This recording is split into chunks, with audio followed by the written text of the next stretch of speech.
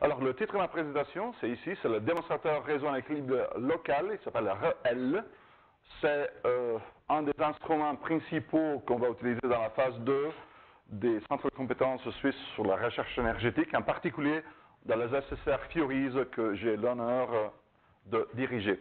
En fait, je vais parler un peu de méthodologie et technologie de contrôle décentralisé qu'on va déployer et valider à l'échelle réelle dans ce démonstrateur. Alors, pour ceux qui ne connaissent pas, qu'est-ce que sont les SSR? Les SSR sont les Swiss Competence Center for Energy Research, sont un des outils que la Confédération, en particulier la CTI, a mis en place pour soutenir en fait la transition énergétique. Ils ont divisé en deux phases. La phase 1, elle est terminée en fin 2016, et la phase 2, elle est juste commencée, elle va terminer dans le 2020. Il y a un budget qui est conséquent. Il y a 7 domaines d'activité. Ils ont listé ici efficacité énergétique, réseau, stockage, supply electricity, mobilité, biomasse et aspect socio-économique. Un aspect important, c'est que c'est la première fois qu'on a établi un réseau relativement dense en Suisse et focalisé sur des domaines bien spécifiés. Donc c'est un instrument qui marche relativement bien, même s'il y a certaines difficultés parce qu'il y a une certaine complexité associée. En fait, on a un ensemble de 165 laboratoires. Donc vous pouvez imaginer quelle est la conséquence logistique pour organiser la recherche dans un réseau de cette taille. Donc ça, c'est le but de l'SSR Furies, c'est de façonner les infrastructures énergétiques futures en Suisse. Et les objectifs, en fait, sont de soutenir les GRD et SwissGrid pour un déploiement massif de ressources non dispatchables, donc non contrôlables, renouvelables. Et en fait, qu'est-ce qu'on fait dans le SSR Furies? C'est de développer les méthodologies et les technologies pour soutenir les GRD et SwissGrid dans ce contexte. En fait, en gardant la fiabilité et la sécurité de l'approvisionnement énergétique dans sa totalité. Une remarque importante pour moi, je tiens toujours à la souligner, l'SSR Furies, c'est le seul SSR qui est géré par notre école suisse romande. Vous savez que toujours, c'était une affaire de la Suisse alémanique. C'est toujours important de dire qu'on est le seul SSR qui est géré disons, il est focalisé dans la Suisse romande. Le but de la phase 2. Dans la phase 1 de la SSR Furies, on s'est beaucoup concentré sur le développement et la validation avec des expériments à échelle réduite de méthodologies de contrôle et de planification de réseaux électriques. Dans la phase 2, on a proposé à la CTI de valider ces méthodologies à l'échelle réelle. Donc on s'est donné un but très très ambitieux.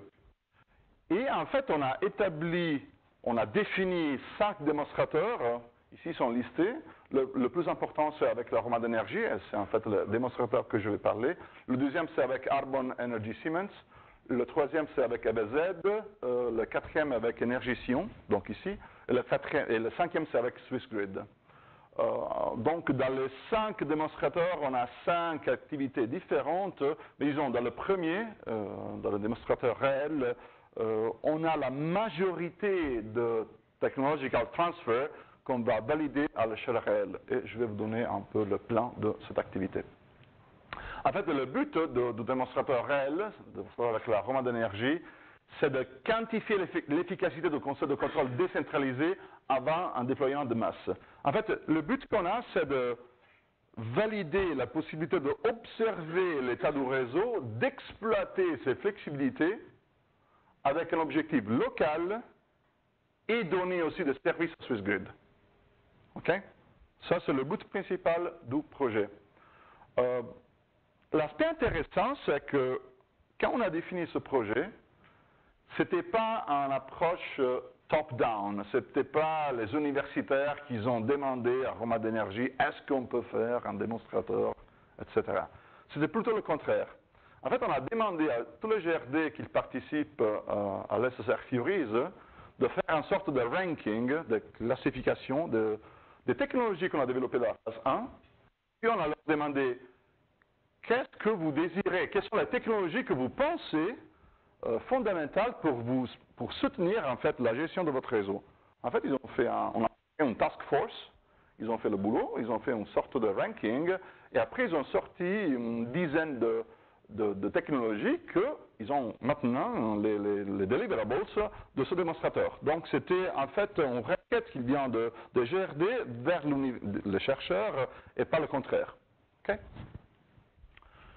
Voilà, ça sont les objectifs généraux de démonstrateur, adapté au concept de standardisation à processus de réalisation, flexibilité, adaptabilité aux contraintes de la révision de l'appel. On sait très bien que le 21 mai, les Suisses ils vont voter sur cet aspect-là. Intégrer les mécanismes d'accès au marché de la flexibilité, ça c'est un aspect très important.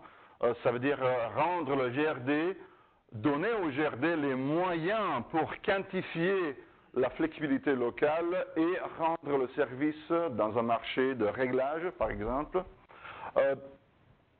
Disons, maximiser la performance des technologies de gestion locale du réseau, je vais en parler d'une façon un peu plus spécifique, et maîtriser le flux de données digitales. En fait, qu'est-ce qu'on veut faire dans ce point-là, c'est de déployer des systèmes de sensing capables de donner une vision de l'état du réseau avec des délais temporels très très courts. On parle de 20 millisecondes. Donc, toutes les fonctions d'automation, de réglage, ils s'accrochent sur des flux de données digitales à très très haute vitesse. Donc, si on parle de faire un contrôle à 20 millisecondes, vous pouvez imaginer le type de réseau télécom et de protocole de contrôle qu'il faut accrocher. Un autre point qui est assez important, c'est l'implication de SwissGrid. En fait, on a eu beaucoup d'interactions avec SwissGrid et SwissGrid il pousse beaucoup le concept d'avoir une sorte de nœud contrôlable. En anglais, le controllable node, c'est-à-dire un endroit, disons, une station de répartition, disons 130 kV, qui est relativement dispatchable et qu'il peut même donner des services système à SwissGrid. Est-ce qu'on peut arriver à faire ça? Même si dans ce nœud, on n'a pas de centrale.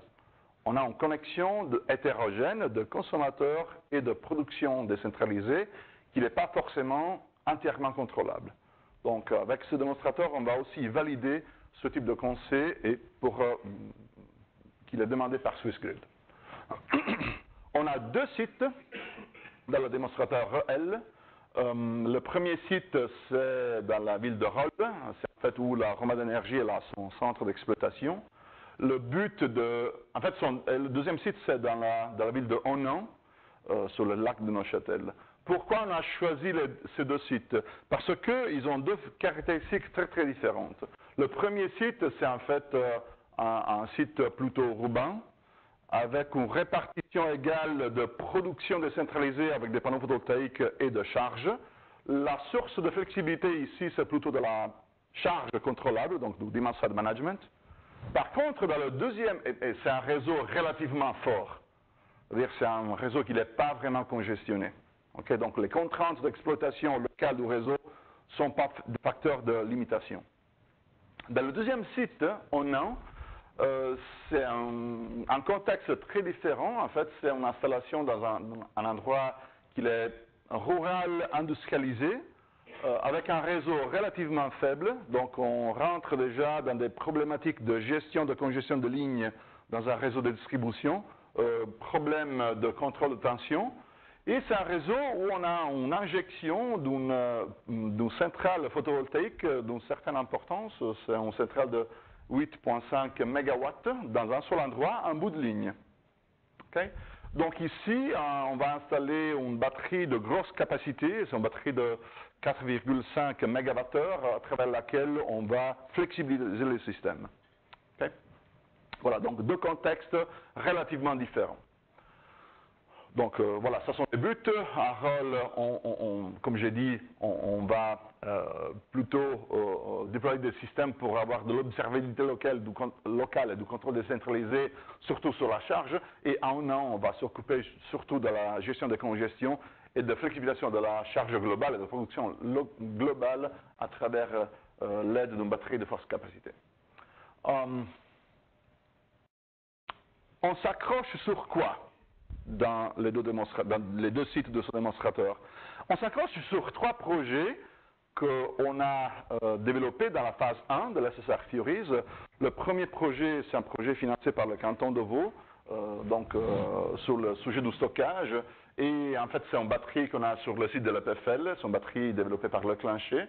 En fait, on va utiliser une grosse partie des systèmes de contrôle de cette batterie, aussi de prévision de production et de consommation, avec des moyens de prévision relativement poussés, pour en fait déployer un concept qui s'appelle Dispatch by Design, c'est-à-dire dispatcher un ensemble hétérogène de ressources, disons des consommateurs et des producteurs.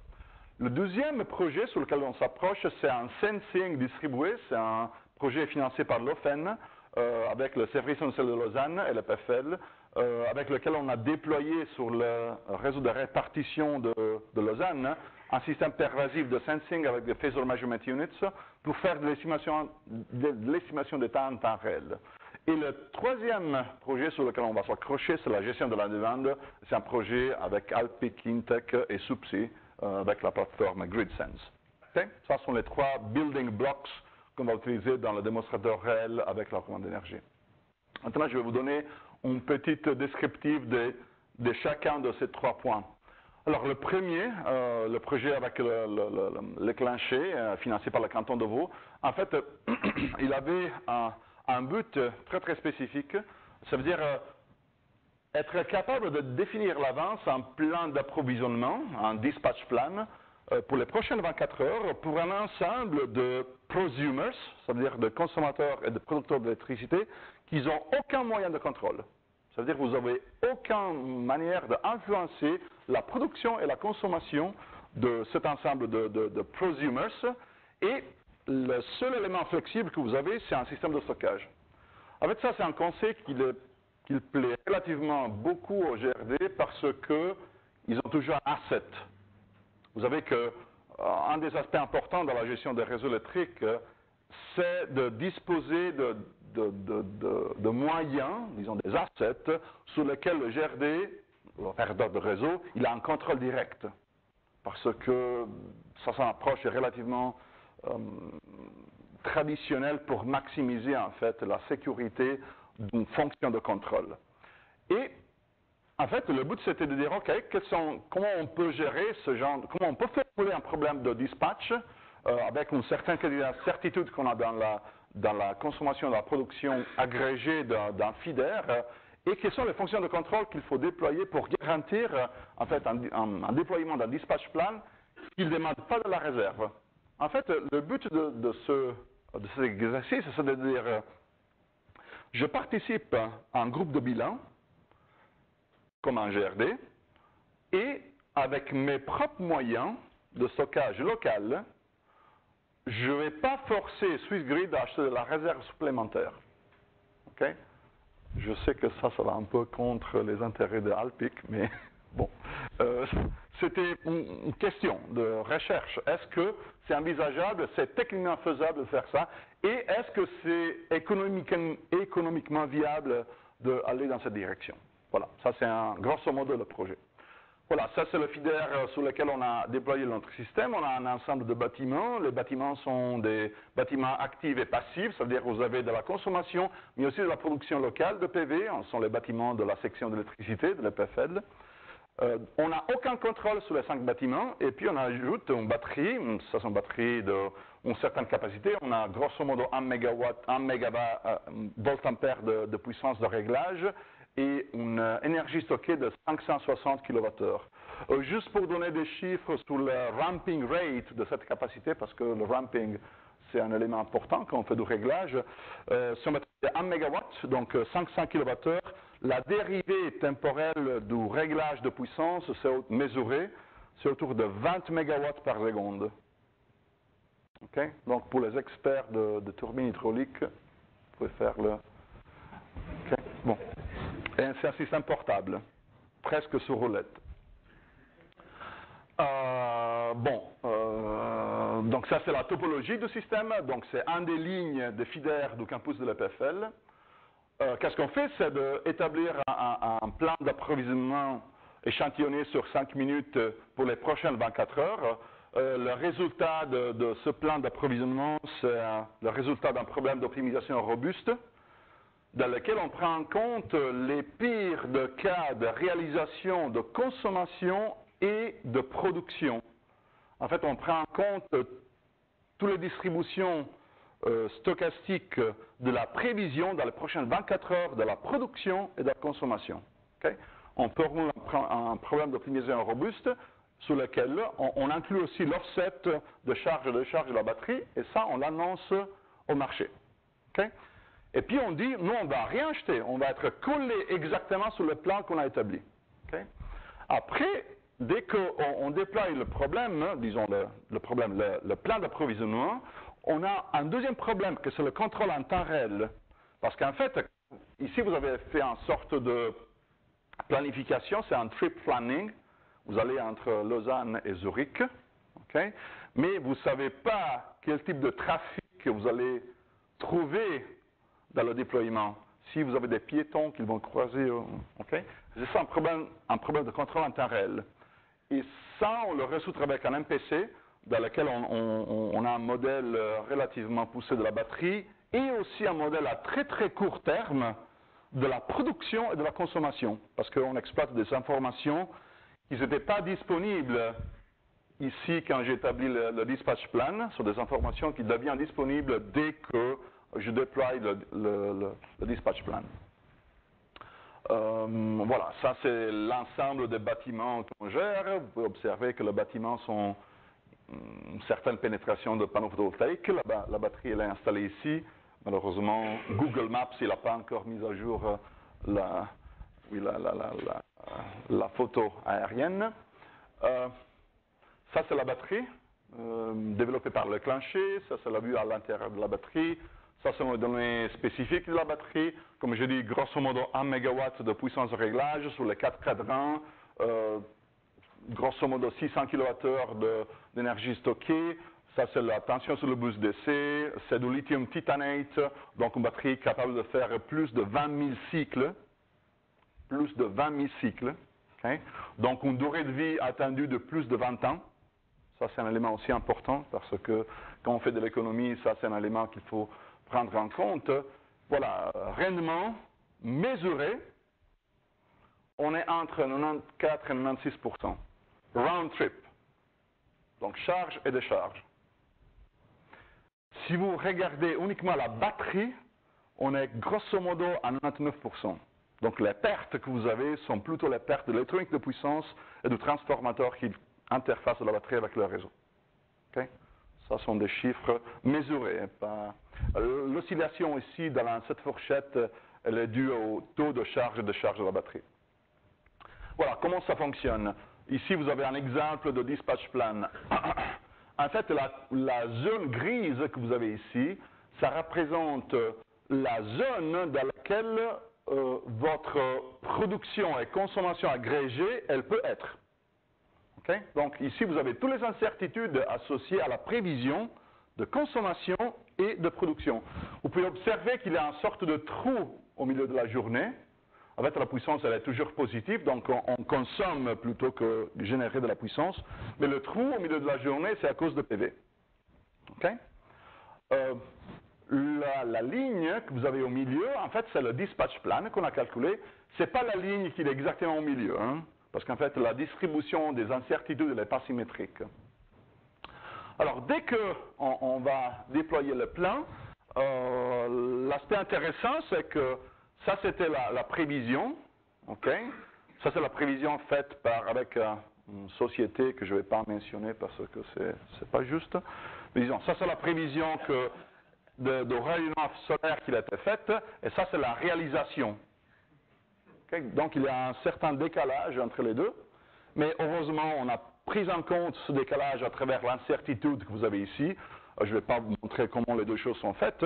Et ça, c'est en fait le dispatch qu'on réalise. La courbe grise que vous avez ici, c'était le dispatch plan. Ça, c'était la réalisation, la courbe continue, sans la compensation de la batterie.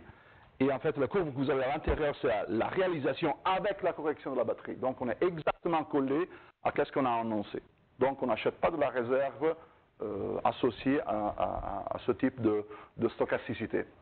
Un aspect important, la majorité des incertitudes, et donc de la réserve que vous avez besoin d'acheter, aïe, elle est associée au panneau photovoltaïque. Quasiment 90%. Okay? Ça, c'est un message relativement important. Donc voilà, c'est une solution flexible, c'est un mécanisme convenant dans le contexte du marché libre de régulation. C'est un contrôle décentralisé, local. Il est capable aussi d'inclure des objectifs locaux. Ça, je n'ai pas encore montré, mais en fait, c'est un STATCOM sur la batterie. Donc, on peut même faire du réglage de tension locale ou du réglage de congestion des lignes. Voilà, ça sont les avantages de cette technologie. La deuxième technologie qu'on va utiliser dans le réseau réel, c'est en fait un sensing pervasif du réseau à travers des systèmes qui s'appellent Management Units. Les PMU sont une technologie qui a été développée dans les années 90 et que à l'EPFL, on a re-engineered, je ne sais pas comment dire en français, pour les réseaux de distribution. Okay? Et on a rendu cette technologie relativement à bon marché pour le déploiement massif dans les réseaux de distribution. Qu'est-ce que c'est un PMU? C'est un dispositif qui est capable de réaliser des mesures synchronisées avec la GPS, avec l'UTC, des phaseurs de tension et de courant. Okay? Donc, on utilise la phase de référence de la GPS pour synchroniser les données et on est capable de faire ce processus tous les 20 millisecondes. En même plus, on peut arriver même à 1 kHz d'estimation des phaseurs, donc avec un streaming de données qui est relativement poussé. Qu'est-ce qu'on fait avec ça? En fait, on déploie des PMU dans un certain nombre d'endroits pour rendre le réseau observable. Ça veut dire que vous faites des mesures de phaseurs et puis vous pouvez déterminer toutes les autres quantités, puissance active, réactive, de nœuds, de flux, qu'est-ce que vous voulez, observables, même s'ils n'ont pas mesuré directement. C'est ce qu'on appelle l'estimation d'état. Et en plus, vous pouvez éliminer toutes les erreurs qu'ils ont associées à les mesures que vous faites ici. En fait, qu'est-ce qu'on fait? On concentre les données dans un Phasor Data Concentrator et après qu'on estime l'état du réseau, on peut nourrir des fonctions de sensing, ça c'est la chose la plus simple, mais aussi le contrôle, comme le dispatch par exemple, et la protection. En fait, on peut faire de la localisation de défauts et de la protection en même temps. Voilà, ça sont qu'est-ce qu'on appelle l'estimation de temps en temps réel? C'est une procédure statistique qui calcule l'état du réseau, le plus probable, en utilisant toutes les mesures disponibles et le modèle du réseau. En fait, avec cette procédure, on peut éliminer tout le bruit qu'il introduit par les mesures, et on peut même éliminer les bad data, c'est-à-dire si vous avez une mesure qui n'est pas correcte, on peut la filtrer de façon automatique. Qu'est-ce qu'on fait avec ce type de processus? En fait, on peut calculer toutes les quantités de votre réseau, et le gros avantage, c'est que vous pouvez éliminer le bruit de mesure et les fausses données. On a déployé ce système dans le réseau de répartition du service national de Lausanne, sur le réseau 125 kV. Et en fait, à Pierre-de-Plain, dans le système de gestion du réseau de Lausanne, maintenant, l'opérateur du réseau, il a à disposition cet outil. Okay? Il est en parallèle, il marche en parallèle avec leur SCADA. Ça, je vais faire un skipping parce que sinon, j'arrive pas à garder les 5 minutes.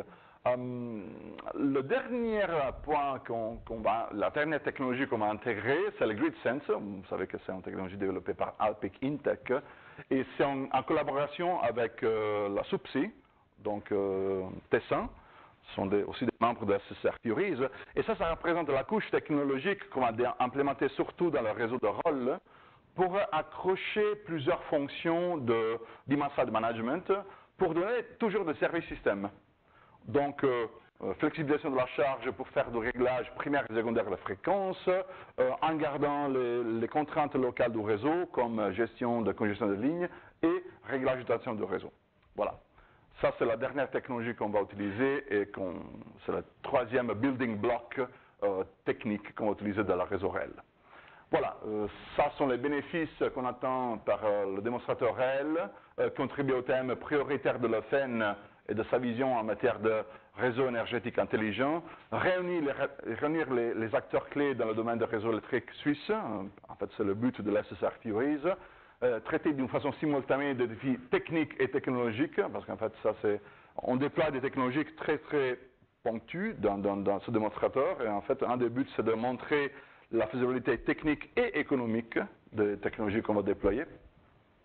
En plus, c'est une plateforme d'interaction entre différents acteurs, donc Swissgrid, donc TSO, Romand Energie, donc GRD, dans un contexte d'un modèle d'affaires qui va évoluer par rapport aux services de réglage qu'on va implémenter dans le futur.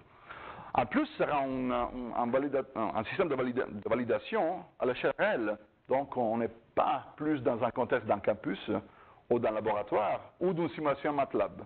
Okay? On sera dans un contexte à l'échelle réelle.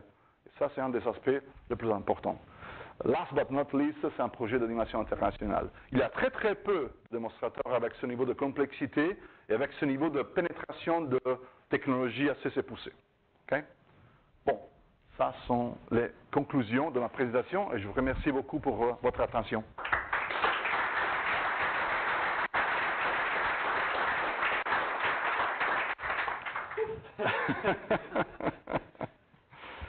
Merci. Alors, est-ce qu'il y a des remarques, questions?